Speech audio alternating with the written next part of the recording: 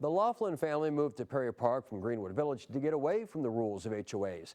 Perry Park doesn't have a homeowners association, but it turns out it does have an architectural control committee, which hasn't exactly welcomed a certain RV, no matter what benefit it may provide to a 12-year-old autistic boy. I see you trying to smile. William Laughlin is severely autistic. Anybody want some juice? The 12-year-old doesn't talk, though he can communicate through his iPad. He's incredibly aware. He's a lover of Disney films. Brother Bear. Who requires daily drops of medicine from his father. He wants a kiss.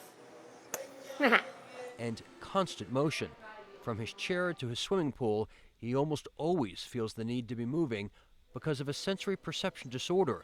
Thus, the headphones to block out background noises that distract him, and the RV parked on the side of the family's new house. Well, this is what we do every day. Several times a day, often in the middle of the night, William goes for a ride in the RV. Oh, baby, you're happy. Equipped with a bed, a TV, and his collection of Disney DVDs. The motion, the vibration, it just calms him. This is 4 o'clock in the morning, 4 o'clock in the afternoon, 2 o'clock in the morning.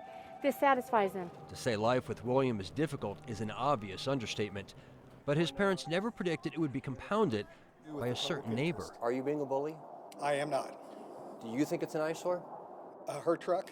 Yes, it was. The RV? Yes, You think the RV is an eyesore? I do. Jim Cassidy is head of the Architectural Control Committee, which has bombarded the Laughlins with letters telling the family their RV violates neighborhood covenants, stating no recreational or trailered vehicles shall be placed and remain on the lot for more than 48 hours, unless parked in a garage. This doesn't bother me at all. Hannah Laughlin points out half the neighborhood has RVs or trailers parked in their driveways. My point is they have one, they have one. Down the street, 2 more have one. In fact, we found this one practically across the street from Jim Cassidy's house. But it's not reality. She's playing you for a fool. Jim, F-O-O-L. why don't you have concerns about the other RVs? We do. There are no other RVs in here. walk 100 yards, you see an RV across the street. Where? Come out with me. I don't need to. There's an RV 100 yards down the street on the left side. Really? Where? You've never. I just said 100 yards down the street on the left side. Prove it to me. Jim wouldn't walk with us, nor the Laughlins say will he walk in their shoes. And honest to God, I'd like to be driving a Ferrari, not an RV at 2 o'clock in the morning. This is not a choice. He needs it. There's no compromise there. While the ACC tells the Laughlins to store their RV off-site, their attorney tells the ACC in this letter the Federal Fair Housing Act requires an accommodation must be reasonable for disabled families. You're a fool who's trying to make So a if you presence saw, on TV. whether it's from her attorney, or from God, if you saw the prescription from Children's Hospital, would that satisfy you? Not necessarily. Here's the prescription from Children's Hospital, which states an emergency room visit is avoided by using the RV to drive William over rolling hills or bumpy roads, thereby satisfying his need for sensory input. And it is required to be on site, as these meltdowns occur without provocation. See those marks on his nose? Okay? Those marks are self-inflicted from an iPad, from his nose. You know, being a parent, watching your child hit his nose so hard it almost breaks.